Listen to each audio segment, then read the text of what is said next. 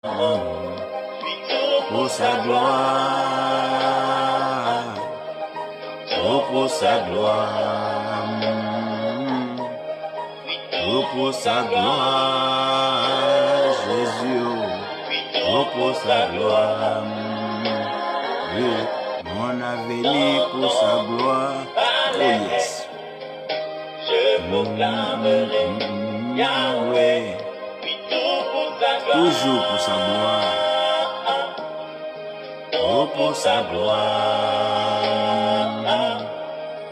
oh pour sa gloire, oh oh oh, oh pour sa gloire, oui pour sa gloire, oui pour sa gloire, toujours, oui pour sa gloire. Oh, béni pour sa gloire, oh pour sa gloire, oh, oh, oh, oh, oh, Jésus, oh, oh, oh, oh, oh. Oui, Père, nous voulons t'adorer, nous voulons te célébrer.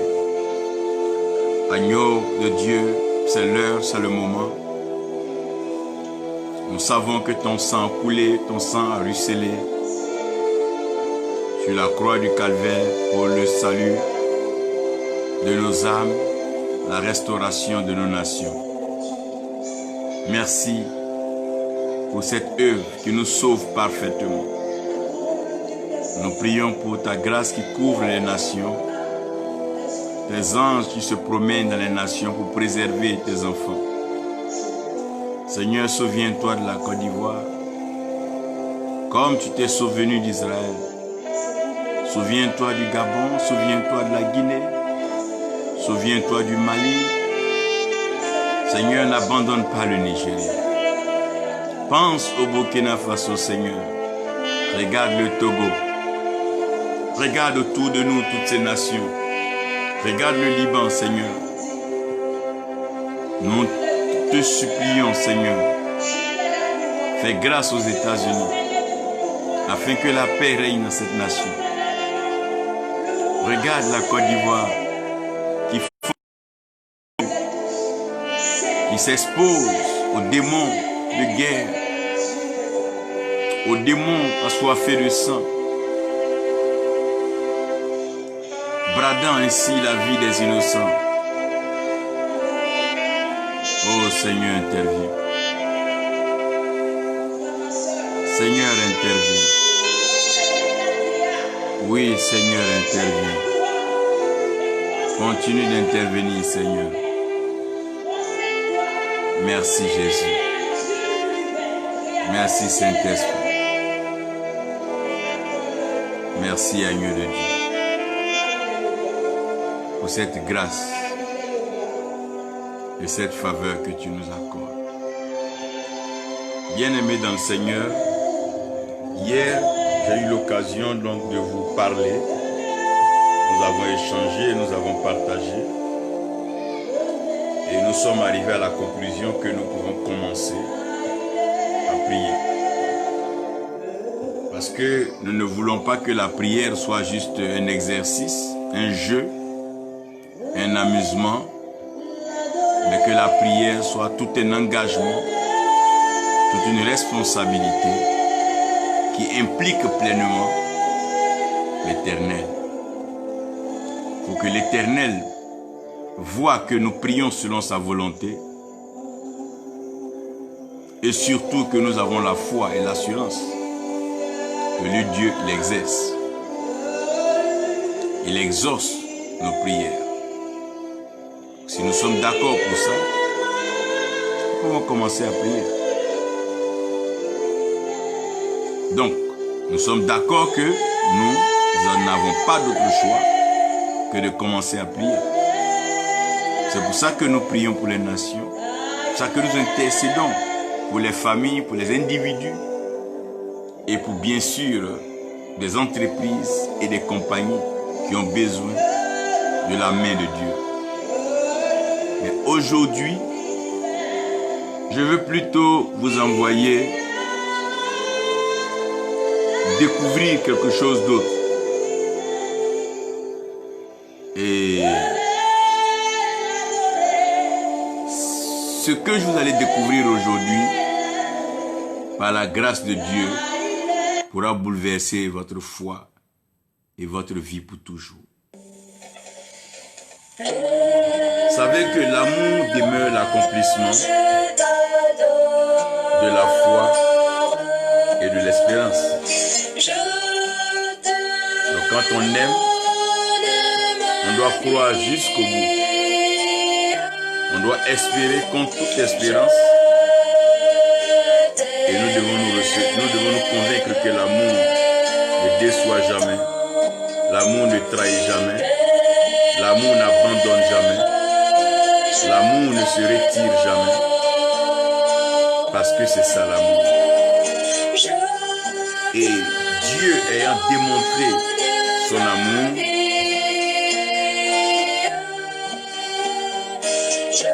nous laisse le choix de croire en lui. Il nous a déjà prouvé son amour, en ce sens que lorsque nous étions encore pécheurs, Christ est mort pour nous, selon les Écritures. Dieu démontre davantage son amour en prenant soin de l'homme, en visitant l'homme. David dit, mais qui est l'homme? Qui est donc le fils de l'homme? Pour que toi, Dieu si grand, tu puisses lui rendre visite, tu puisses prendre soin de lui, tu puisses te soucier de lui. Qui est l'homme? Seigneur, ton amour est prouvé en ce sens que avant même que nous ne soyons créés, tu avais déjà préparé la création à nous recevoir. Et tu avais béni la création avec toutes sortes d'herbes, d'arbres fruitiers et toutes sortes de repas et de mets. Tu as prouvé ton amour, car bien même que nous n'avions aucun projet sur terre, tu nous avais prédestinés. Oui, tu as prouvé ton amour, parce que tu nous as sauvés, tu nous as justifiés. Oui, tu as prouvé ton amour, parce que tu nous as glorifiés, tu nous as permis de te connaître, d'entrer dans ton intimité et de recevoir ta gloire qui nous éclaire. Oui, Seigneur, personne ne peut dire que tu ne nous as pas aimés. Personne ne peut dire que tu ne nous aimes pas. Quand nous voyons l'adversité, l'ennemi, le méchant qui rôde, qui plane, qui nous trouble, qui nous fatigue, qui nous tend des pièges, qui nous éprouve, tu nous donnes l'endurance, tu nous donnes la force, tu nous donnes la sagesse, dans le réconfort, de quoi continuer le combat, de quoi continuer la marche glorieuse. Tu nous fortifies chaque jour quand nous tombons, tu nous relèves. Quand nous sommes abandonnés, tu es auprès de nous. Lorsque nous nous sentons isolés, tu es là. Quel amour! Quel amour, Seigneur! C'est pour ça que je dis que nous pouvons commencer à croire. Mon frère, ma soeur, nous pouvons commencer à croire. C'est vrai qu'avant, on allait en prière. Avant, on disait on croyait. Mais quand ça devient difficile, on ne nous voit plus pour croire. Le Seigneur même va plus loin pour dire, est-ce qu'à mon retour, je trouverai de la foi sur terre? Aujourd'hui, les gens ne veulent plus croire. Personne ne veut croire. Tout ressemble à des jeux, à des montages. Tout ressemble à la ruse. Tout ressemble à un mensonge. Tout ressemble à une œuvre diabolique. Mais non. Non. Il y a du divin. Il y a de l'original. Il y a de l'authentique. C'est pourquoi nous pouvons commencer à croire. Nous pouvons commencer à croire parce que nous avons un fondement. Genèse chapitre 1 jusqu'au chapitre 12. Longue lecture dans laquelle chacun va réaliser pourquoi eux ont cru et nous, on ne va pas croire.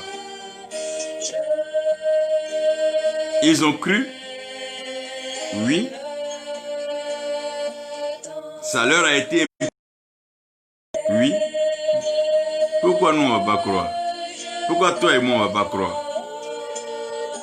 Abraham a cru, Noé a cru, Moïse a cru, David a cru, Joseph a cru.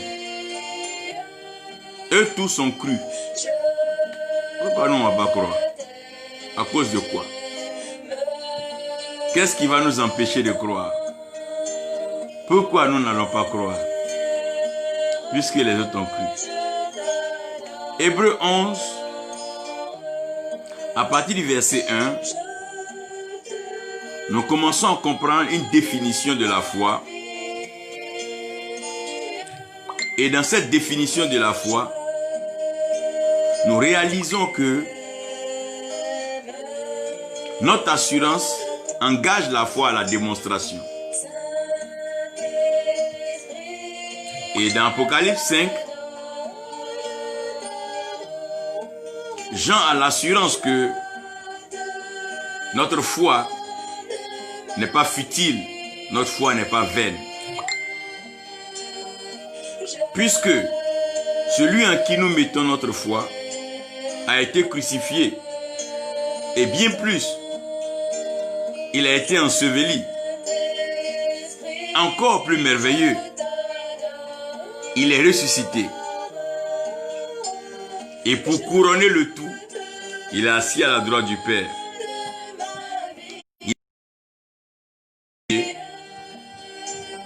Où il peut maintenant défendre nos intérêts, présenter notre cas, présenter notre projet et défendre notre cause.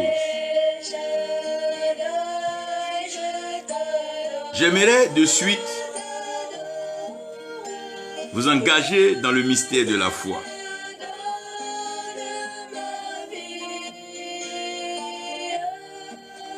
La foi est tout ce que Dieu met en nous pour se reconnaître en nous et qui nous permet d'avoir accès à lui. Donc, la foi est un dispositif spirituel. Et ce dispositif spirituel est comme un combiné téléphonique qu'on vient, on installe chez toi et on permet que le réseau soit accessible et quelqu'un peut rester chez lui à une longue distance, t'appeler et te joindre. Donc Dieu nous rend accessibles et il sera accessible par la foi. Parce que sans la foi, il est impossible d'être agréable à Dieu. Donc aussi quand tu as la foi, il est impossible d'être désagréable à Dieu. Donc la foi garantit l'approbation de Dieu, l'implication de Dieu et l'engagement de Dieu. Parce que la foi est une assurance ferme des choses que nous espérons et une démonstration certaine, évidente des choses que nous ne voyons pas. Mais la foi en question, qui est cette espérance, qui nous donne cette assurance, vient d'où? La foi ne vient pas de moi. La foi ne vient pas de toi. La foi ne vient de nulle part autre que de la bouche de Dieu. La Bible dit que la foi vient de ce qu'on entend. Et ce qu'on entend vient de la parole de Dieu. En d'autres termes, la foi est initiée par Dieu, elle est conduite par Dieu et elle est accomplie par Dieu. Puisque tout ce que Dieu commence, Dieu achève, Dieu s'adresse à nous en passant par la foi. Parce que sans la foi, nous ne pouvons pas comprendre les œuvres de Dieu, encore moins entendre la voix de Dieu, et plus loin suivre Dieu et marcher avec lui. Parce que Dieu est esprit. Et Dieu a ses principes. Et les principes de l'esprit, c'est la parole de foi. Pour marcher avec Dieu, il faut avoir la foi. Même quand la situation qui se présente à toi te dit non, toi tu maintiens la foi parce que Dieu agrée toujours la foi. Dieu ne se détourne jamais de celui qui a la foi. Donc quand on parle d'un homme fidèle, quand on parle de la fidélité, on parle de l'attachement à la foi. Quand quelqu'un est attaché à la foi, on dit il est fidèle. Quand quelqu'un n'est plus attaché à la foi, il devient infidèle. Parce que Dieu ne trahit pas sa parole. Dieu ne contredit pas sa parole. Dieu ne renie pas sa parole. Dieu ne rejette jamais sa parole. Mieux, il a élevé sa parole au-dessus de tous ses noms pour que sa parole demeure donc l'autorité spirituelle suprême. Donc tout ce qui se fait sur la terre, même dans les cieux et sous la terre, tout est soumis à l'autorité de la parole de Dieu. Donc la foi, c'est tout simplement, comme Dieu l'a dit, c'est comme ça que Dieu le fait. Si Dieu dit tu es béni, si Dieu a ouvert sa bouche pour dire, de la même façon que Dieu a dit, c'est comme ça que Dieu va faire. Quand Dieu ouvre sa bouche, il dit tu es guéri, de la même façon que tu as entendu tu es guéri, c'est comme ça que Dieu va faire. Donc ce que sa bouche dit, sa main accomplit. Donc le mystère de la foi, c'est la combinaison de la bouche et la main de Dieu par la position ferme d'un homme qui a entendu Dieu. Donc, on parle de foi quand quelqu'un entend Dieu et qu'il décide de demeurer et de croire en cette parole. C'est là que la foi prend tout son sens. Donc, aussi longtemps que la parole qui est émise ne trouve pas quelqu'un qui est à mesure ou capable de pouvoir écouter, on ne parle pas de foi. La foi est différente du courage, ou elle est différente de l'audacité. Elle est différente donc de la diligence. C'est vrai que dans l'expression de la foi, on aura tout cela. Mais la foi, c'est puisque Dieu a dit, il fait. Quand Dieu dit je te délivre, quand Dieu a dit, Dieu le fait. Donc le mystère de la foi, c'est quand la main de Dieu se joint à la bouche de Dieu pour exécuter la parole de Dieu. Donc la foi, c'est quand ce que Dieu a dit, Dieu fait. Quand Dieu dit je crée le ciel et que Dieu crée le ciel, c'est tout simplement Dieu a été fidèle à sa parole. Donc dans le mystère de la foi, il y a la fidélité de Dieu à sa parole et il y a la fidélité de celui à qui Dieu adresse la parole. Si Dieu a vu tout le monde sur la terre et qu'il a trouvé utile de t'adresser la parole, c'est parce que Dieu sait qu'en te disant cela, tu peux croire et il va faire. Toi, ta responsabilité, c'est de croire. Même quand les circonstances, les saisons, les temps, les paroles, les approches, les compréhensions ne vont pas vraiment être comme si toi, tu dois maintenir ta position. Dieu l'a dit, Dieu le fait. Terminé. Dieu l'a dit et Dieu le fera. L'a-t-il dit, oui ou non?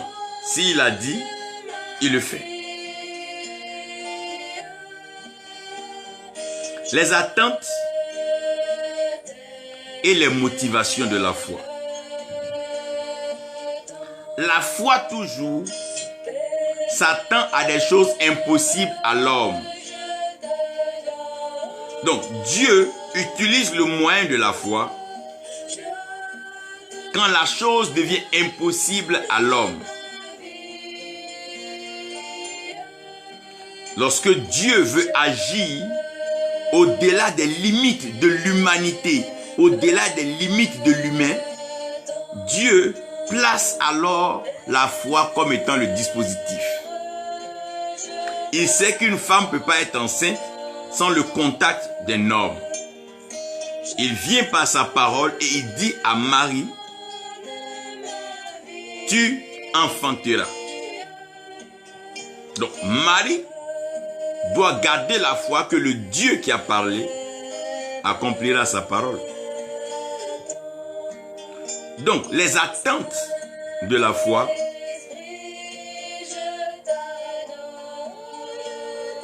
sont premièrement le salut. Un homme qui espère au salut, un homme qui veut être sauvé, n'a pas d'autre moyen que la foi. L'argent ne paye pas le salut. La renommée ne paye pas le salut. La célébrité ne paye pas le salut. Le nombre d'enfants n'acquiert pas le salut. Les accomplissements, les œuvres sur la terre ne peuvent pas accorder et garantir un salut. Parce que nous sommes sauvés par grâce, mais au moyen de la foi. Donc les attentes de la foi, c'est le salut. Quand Dieu fait de toi un homme de foi, la première chose, Dieu veut te sauver. La deuxième attente de la foi, c'est la croissance, la maturité, la renaissance, l'élévation. Quand on marche avec Dieu, on part d'un point à un autre point. Il nous sort des ténèbres pour nous envoyer à son admirable lumière, à sa gloire lumineuse. Donc pour que nous puissions marcher avec Dieu, sans trébucher, sans tomber, sans faillir, nous avons besoin de la foi. C'est cette foi-là qui vient de ce qu'on entend. Dieu nous parle pour nous emmener à le suivre. Il nous parle pour nous aider à le localiser. Il nous parle pour nous aider à le connaître. C'est au travers de sa parole que nous avons sa révélation. C'est pour ça que la Bible parle de la révélation de la parole. Donc quand Dieu parle, il expose quelque chose d'invisible pour que nous puissions percevoir ces choses. Donc la première attente de la foi, c'est le salut. La deuxième attente de la foi, c'est la croissance. Tous ceux qui ont la foi savent grandir avec Dieu. Tous ceux qui ont la foi savent marcher avec Dieu. Tous ceux qui ont de la foi savent mûrir avec Dieu. Parce que tout ne se donne pas un jour. Dieu est un pédagogue. La vie est une école. Les épreuves sont des exercices, sont des devoirs, sont des examens. Et nous devons pouvoir les valider. Bien sûr, en écoutant la voix de Dieu.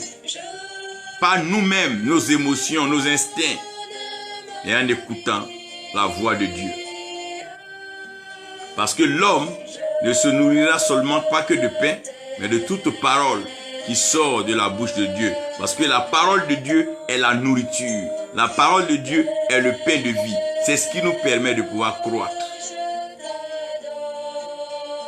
La troisième attente de la foi, c'est les miracles. C'est en cela que la Bible parle du don de foi comme étant le don de l'esprit. Tu arrives devant une situation où tout le monde est limité. La foi te permet d'étendre les limites pour aller au-delà de ce que les hommes ne peuvent pas, pour rencontrer ce que Dieu est en train de faire.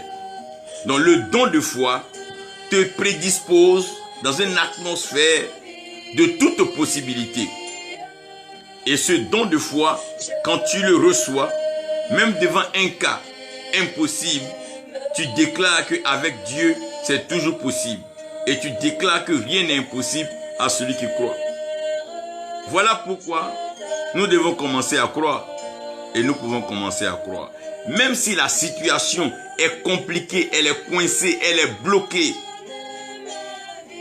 c'est le temps de commencer à croire. Lorsqu'on vient de te dire non, je ne veux pas, je ne veux plus te voir, je ne veux pas te voir à cette entreprise, non, tu ne travailleras pas ici, tu n'auras pas ceci, c'est là que tu dois commencer à croire. Lorsque les hommes vont t'opposer, vont s'opposer à toi, ils vont se liguer contre toi, ils vont se dresser contre toi, ils vont te dire que tu n'avanceras pas, c'est là que nous devons pouvoir commencer à croire. Quand on te dira c'est fini pour ce malade, non, non, il ne vivra plus, c'est là que nous devons commencer à croire. Parce que ce don de foi, c'est un cadeau, c'est une grâce que Dieu nous fait. Pour que nous ne raisonnions pas comme les autres, mais qu'au-delà de la difficulté, au-delà de l'obstacle, nous voyons la main de Dieu qui est en train d'accomplir la parole de Dieu. Les motivations de la foi. La foi est toujours motivée par une expérience antérieure qu'on appelle vraiment très souvent les instincts, les rallonges de la foi. Par exemple, tu vois Dieu dans ton ministère faire marcher un paralytique. Ah, mais tiens, c'est qu'un aveugle va voir. Donc, chaque chose que Dieu fait t'amène à espérer encore plus grand. Quand Dieu ressuscite un mort, mais tiens, tu t'attends à ce que Dieu réveille une nation. Quand tu vois Dieu donner un enfant à une femme qui est stérile, mais tu crois que le misérable, l'indigent, le pauvre peut régner et être assis à la table des grands. Quand dans un désert, il t'abreuve, il te nourrit, il te blanchit, il n'y a pas de lieu dans lequel tu vas te trouver où tu seras privé de la provision divine. Donc, les motivations de la foi mener le chrétien à demeurer dans sa foi sans se compromettre et sans se détourner de ce que Dieu fait. Tout ce dont tu as besoin est disponible dans la parole de Dieu, est disponible dans la voix de Dieu. Tu as juste besoin de garder ta foi et ne pas bouger et être agité comme tout le monde, mais de demeurer ferme que le Dieu qui a parlé est fidèle. Celui qui a fait la promesse est fidèle. Son nom, c'est fidèle. Oui, fidèle est Dieu. Il est vraiment fidèle. Il prouve sa fidélité en tout temps. Oui. Il prouve sa fidélité. Et à cause de sa fidélité, nous ne devons pas bouger. Même si les montagnes se déplacent autour de nous. La terre tremble autour de nous. Les coups de canon crépitent autour de nous. Les armes de combat, les armes nucléaires, les armes bactériologiques. Nous ne devons pas bouger. C'est pour ça qu'il nous montre ces choses. Le Dieu qui a pu nous maintenir dans les terres arides ne nous laissera pas. Le Dieu qui a pris soin de nous dans le ventre de notre mère ne nous abandonnera pas sur la terre qu'il a créée lui-même. Les motivations de la foi, c'est la grandeur du nom de Dieu. Ce qui motive la foi, c'est de voir le nom de Dieu grand. Ce n'est pas nous, mais le nom de Dieu. Quand Dieu fait, on dit, oh Yahweh l'a fait. Oh Nzambé, Dieu l'a fait. Oh my God, God did it. Oh Nyamie, Nyamie Yoli. Oui, voici les motivations de la foi. La foi ne consiste pas à présenter ce qu'on a eu pour dire on a la foi. Non. La foi glorifie Dieu. La foi élève son nom. Et pourquoi nous pouvons commencer à croire? Parce qu'avant nous, il y a des gens qui ont cru. Et après nous, des gens croiront. Donc, qui sommes-nous? Quelle est notre génération pour ne pas croire en Dieu? Qu'est-ce que Dieu a dû nous faire pour ne pas qu'on croie en lui? Nous devons croire en lui. Oui, nous devons croire en lui. Nous n'avons pas le choix. Nous devons croire en Dieu. Parce que ceux qui ont cru avant nous ont accompli de grandes choses. Ceux qui ont cru avant nous ont vu Dieu transformer des vies, ont vu Dieu bouleverser des nations, ont vu Dieu secouer des systèmes, ont vu Dieu ébranler des régimes, on a vu Dieu secouer des trônes de rois, on a vu Dieu étendre sa main, ouvrir la mer rouge, on a vu Dieu arrêter le soleil et la lune. Ceux qui ont cru avant nous, ils ont vu des résurrections de morts, des réveils, des restaurations, des temps d'impact, des règnes, des victoires dans de grandes batailles. Pourquoi n'allons pas nous croire? Ceux qui ont cru n'ont pas été déçus. Ceux qui ont cru n'ont pas été sujets de moquerie. Ceux qui ont cru n'ont pas été rejetés. Ceux qui ont cru n'ont pas été abandonnés. Parce que leur foi a payé. Leur foi a triomphé. Lorsque la fondation s'ébranle, quand tout est chamboulé, que fera le juste? Le juste doit commencer à croire. Le juste vivra par la foi. Il doit commencer à croire. Quand tout est délabré, quand tout est gâté autour de toi, en bas de toi, c'est là qu'il faut commencer à croire. Commencer à croire. Parce que des gens ont cru avant nous.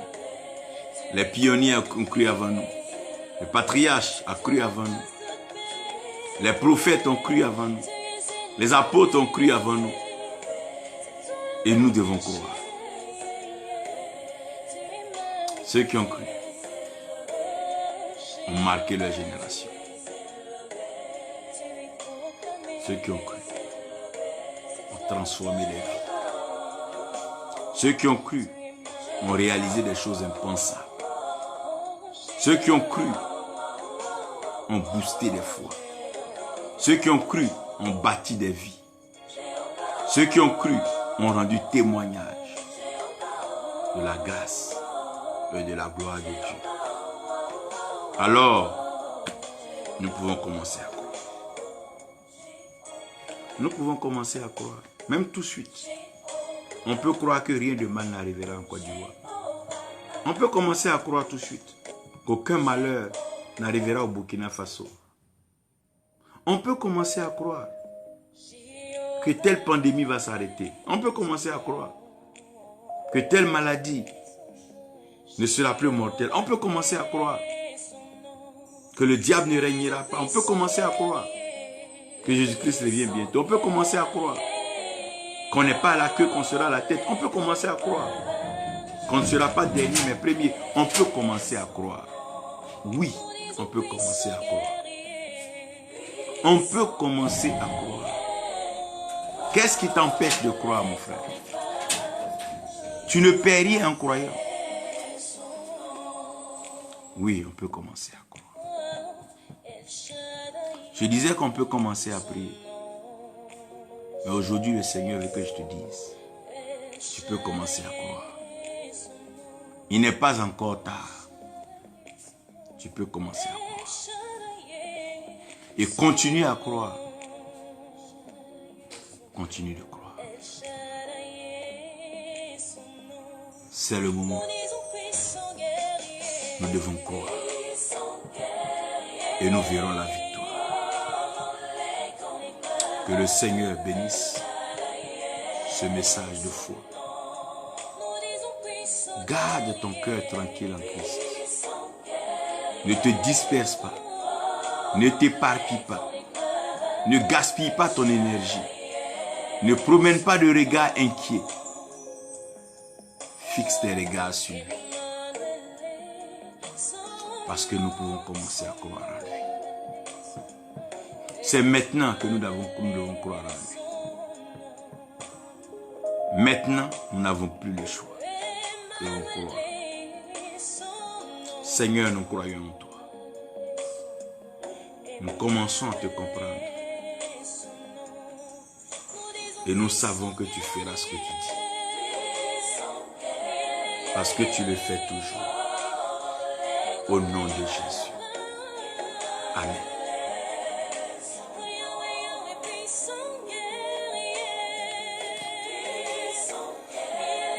Merci Seigneur. Merci Jésus. Merci Seigneur.